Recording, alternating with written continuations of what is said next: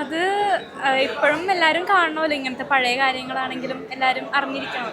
അച്ഛന്റെ പടം കണ്ടോ? ഇഷ്ടായോ?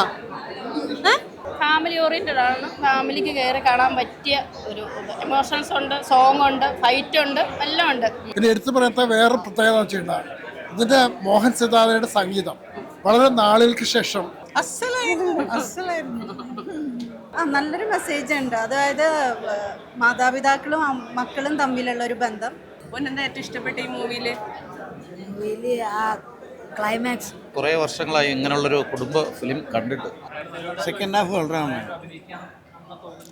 ഈ കാലഘട്ടത്തിന് യോജിച്ചൊരു കഥ. നല്ലൊരു മൂവിയാണ്, നല്ലൊരു പക്ക ഫാമിലി എന്റർടൈനർ ആണ്. നല്ലൊരു പടമാണ്, ഫീൽ ഗുഡാണ്. ഒരു ഉണ്ണി മുകുന്ദന്റെ പോലെയുള്ള ഒരു നായകൻ, പുതിയ നായകൻ നന്നായിട്ട് അഭിനയിച്ചിട്ടുണ്ട്. ഇല്ല, ഞാൻ ഇനി അഭിനയിച്ചിട്ടില്ല. എൻ്റെ ഫ്രണ്ട് അഭിനയിച്ചിട്ടുണ്ട്. ഓക്കെ. അപ്പൊ ആരായിരുന്നു ഫ്രണ്ട്? ആശ. ഞങ്ങൾ സീരിയൽ ഒരുമിച്ച് ചെയ്തു. ടീച്ചറമ്മയിൽ ഞങ്ങൾ ഒരുമിച്ച് ചെയ്തു. എങ്ങനെയുണ്ടായിരുന്നു ആശ ചേച്ചിയുടെ പെർഫോമൻസ്? ആശ ചേച്ചി പണ്ടേ നല്ല പെർഫോമർ അല്ലേ, ഇതിൻ്റെ അകത്ത് നന്നായിട്ട് ചെയ്തിട്ടുണ്ട്. അമ്മയുടെ ഒരു അമ്മ വേഷമായിരുന്നു. ഭയങ്കര ഇമോഷണലി ഉള്ളൊരു വേഷമാണ്. ആശ ചേച്ചി അത് നന്നായിട്ട് തന്നെ കൈകാര്യം ചെയ്തിട്ടുണ്ട്. പടം പൊതുവേ നല്ല ഇതാണ്, ഫാമിലി ഓറിയന്റഡ് ആണ്. ആർട്ടിസ്റ്റുകളൊക്കെ നന്നായിട്ട് ചെയ്തിട്ടുണ്ട്. 40ഓളം ആർട്ടിസ്റ്റുകളുണ്ട്, പഴയ ആൾക്കാരുണ്ട്. ഉണ്ട്. പഴയ ദേവൻ സാറ്, ഒരുപാട് ആൾക്കാരുണ്ട്. നന്ദകിഷോർ സാറുണ്ട്, പുള്ളി എൻ്റെ ഫ്രണ്ടാണ്. ജീവ സാർ അത് നന്നായിട്ട് ചെയ്തിട്ടുണ്ട്. ഫാമിലി ഓറിയന്റഡ് ആണ്. ഫാമിലിക്ക് കയറി കാണാൻ പറ്റിയ ഒരു എമോഷൻസ് ഉണ്ട്, സോങ് ഉണ്ട്, ഫൈറ്റ് ഉണ്ട്, എല്ലാം ഉണ്ട്. നല്ല സ്റ്റോറിയാണ്, എല്ലാവരും പോയി കാണുക. അച്ഛന്റെ പടം എങ്ങനെ ഉണ്ടായിരുന്നു? ബൈജുക്കുട്ടൻ ചേട്ടൻ നമ്മുടെ എല്ലാവരും പ്രിയപ്പെട്ട ഒരു നടനാണ്. എങ്ങനെയുണ്ടായിരുന്നു അച്ഛന്റെ പെർഫോമൻസ് ഒക്കെ? എന്തായിരുന്നു അച്ഛന്റെ ക്യാരക്ടർ? ഫണ്ണായിരുന്നോ ചേച്ചി? ഈ പടം കണ്ടിട്ടില്ല, അടുത്ത ഷോ കാണണം, അതാ ചോദിക്കുന്നത്. ചേച്ചി എങ്ങനെയുണ്ടായിരുന്നു? നല്ല പടമായിരുന്നു, ഇഷ്ടമായി. നല്ല പാട്ടുകളാണ്, പിന്നെ കുടുംബം എല്ലാവർക്കും കാണാൻ പറ്റിയതാണ്.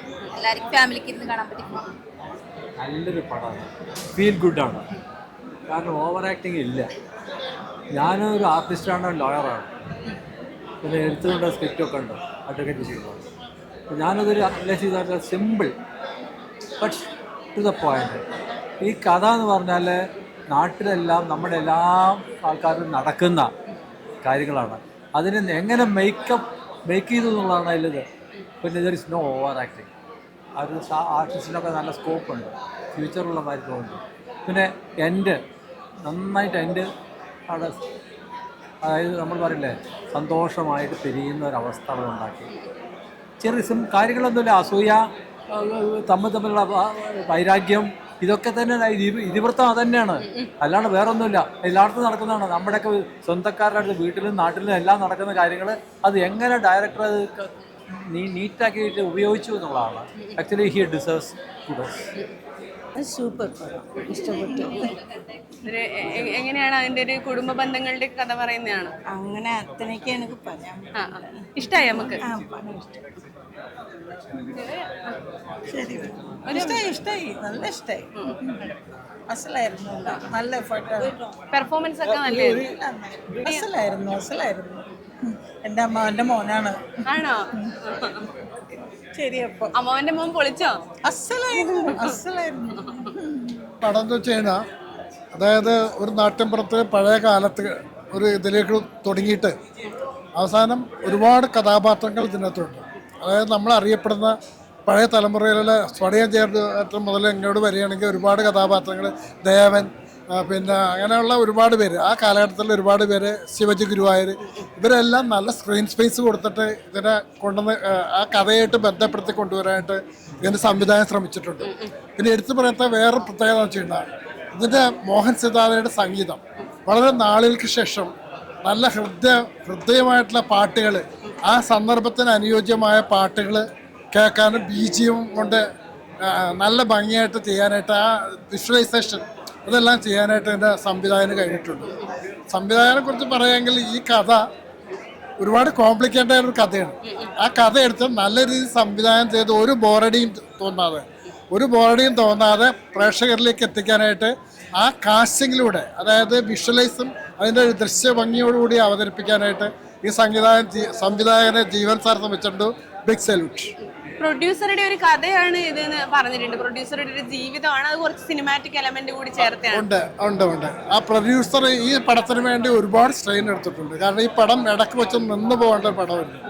ആ നിന്ന് പോകേണ്ട പടം വന്നിട്ട് പിന്നെ ഇത് എങ്ങോട്ട് പോകണം എന്നുള്ള രീതിയിൽ അങ്ങനെ ഒരു അവസ്ഥയിൽ വന്നപ്പോൾ ആ സ്ഥാനത്ത് നിന്ന് ഇതിനെ രക്ഷിച്ച ജീവ സാറാണ്. ഇനിയും മൂവി എങ്ങനെ ഉണ്ടായിരുന്നു? നല്ല മൂവിയായിരുന്നു, ഇഷ്ടമായി. എല്ലാവരും നന്നായിട്ട് ചെയ്തിട്ടുണ്ട്. ഈ ജനറേഷന് കാണാൻ പറ്റിയ അങ്ങനെയല്ല, നമ്മള് പഴയ കുടുംബ ചിത്രങ്ങളൊക്കെ നമ്മൾ അങ്ങനെ പെട്ടെന്ന് നമുക്ക് ദഹിക്കില്ല. പക്ഷെ എങ്ങനെ ഉണ്ടായിരുന്നു അത്? അത് ഇപ്പോഴും എല്ലാവരും കാണണമല്ലോ, ഇങ്ങനത്തെ പഴയ കാര്യങ്ങളാണെങ്കിലും എല്ലാവരും അറിഞ്ഞിരിക്കണമല്ലോ. നല്ല സിനിമ. ഈ പുതിയ ജനറേഷനൊക്കെ കാണാൻ പറ്റിയ ഒരു മൂവി തന്നെയാണല്ലോ. കുടുംബ ബന്ധങ്ങൾക്ക് ആദ്യത്തെ ഒരു വില ഇപ്പം പല സമയങ്ങളിൽ നമുക്ക് കാണാൻ പറ്റുന്നില്ല. അപ്പൊ അതൊക്കെ കണ്ടു പഠിക്കാൻ പറ്റിയൊരു മൂവിയാണ്. അതെ. ഫാമിലി എങ്ങനെയാണ് എന്നുള്ളതും ആ ഒരു ബോണ്ടിങ്ങും എല്ലാം നന്നായിട്ട് കാണിച്ചിട്ടുണ്ട്. നല്ല പാട്ട് എങ്ങനെയുണ്ടായിരുന്നു ചേച്ചി? പാട്ട് അതെ, നല്ല രസമുണ്ട്. നല്ല ഫിലിമാണ്. ബന്ധങ്ങളുടെ ഒരു ഇത് പറയുന്നത്, അതായത് ഇപ്പോഴത്തെ പോലത്തെയുള്ള ഒരു അങ്ങനെ ഒരു ഇതൊന്നുമില്ല. പക്ഷെ നല്ല ഫാമിലി മൂവിയാണ്. കുടുംബ ബന്ധങ്ങൾ എന്നും മനസ്സിലുണ്ടാവണം അല്ലേ?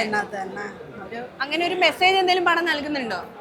നല്ലൊരു മെസ്സേജ് ഉണ്ട്. അതായത് മാതാപിതാക്കളും മക്കളും തമ്മിലുള്ള ഒരു ബന്ധം നല്ലൊരു. മോനെ ഇനിയും എങ്ങനെയുണ്ടായിരുന്നു പടം? നല്ല പടമായിരുന്നു, ഇഷ്ടപ്പെട്ടു. മോനെന്താ ഏറ്റവും ഇഷ്ടപ്പെട്ട ഈ മൂവിയില്? ആ ക്ലൈമാക്സ് കരയിപ്പിക്കുന്ന രംഗങ്ങളൊക്കെ ഉണ്ടോ? നമ്മളെ വിഷമിപ്പിക്കുന്നൊക്കെ? ആ പാട്ട് വന്നപ്പോ കരഞ്ഞു. പ്രേക്ഷകരോട് എന്താ പറയാനുള്ള? കുട്ടികളോടൊക്കെ കാണണം, നല്ല സിനിമയാണ്. കുടുംബ ചിത്രമാണ്, എല്ലാവരും കാണേണ്ട. അതായത് കുറേ വർഷങ്ങളായി ഇങ്ങനെയുള്ളൊരു കുടുംബ ഫിലിം കണ്ടിട്ട്. നല്ല മൂവിയാണ്. നമ്മൾ സത്യൻ അന്തിക്കാട് സാറിൻ്റെ ഒക്കെ സിനിമകൾ ഏകദേശം ആ റേഞ്ചിലൊക്കെ വരുന്ന ഒരു ഫിലിമാണ്. ഞാൻ അതിനകത്ത് അസിസ്റ്റൻറ്റ് ഡയറക്ടറായിട്ട് വർക്ക് ചെയ്തിട്ടുള്ള ചെറിയൊരു ഭാഗം അഭിനയിക്കാൻ കഴിഞ്ഞിട്ടുണ്ട്. അതിൽ വളരെയധികം സന്തോഷം. എല്ലാം നല്ല കുടുംബത്തിലുള്ള എല്ലാവർക്കും ഒരുമിച്ചിരുന്ന് കാണാനുള്ള നല്ല പാട്ട്, നല്ല ഒരു കുടുംബ പശ്ചാത്തലം, നല്ല എനിക്കെന്നല്ല എല്ലാവർക്കും ഇഷ്ടപ്പെടും. ഒരുപാട് പടങ്ങള് കണ്ട് അറിയാൻ പാടില്ല എങ്ങനെയുണ്ടെന്ന്. സന്തോഷമാണ്, സന്തോഷത്തിലാണുള്ളത്. അതെ, എന്നാലും ഒന്ന് പറ, ഇനിയും നമുക്ക് കാണാൻ പ്രേരിപ്പിക്കുന്ന മൂവിയാണോ? കാണാം, ധൈര്യമായിട്ട് കാണാം കേട്ടാ.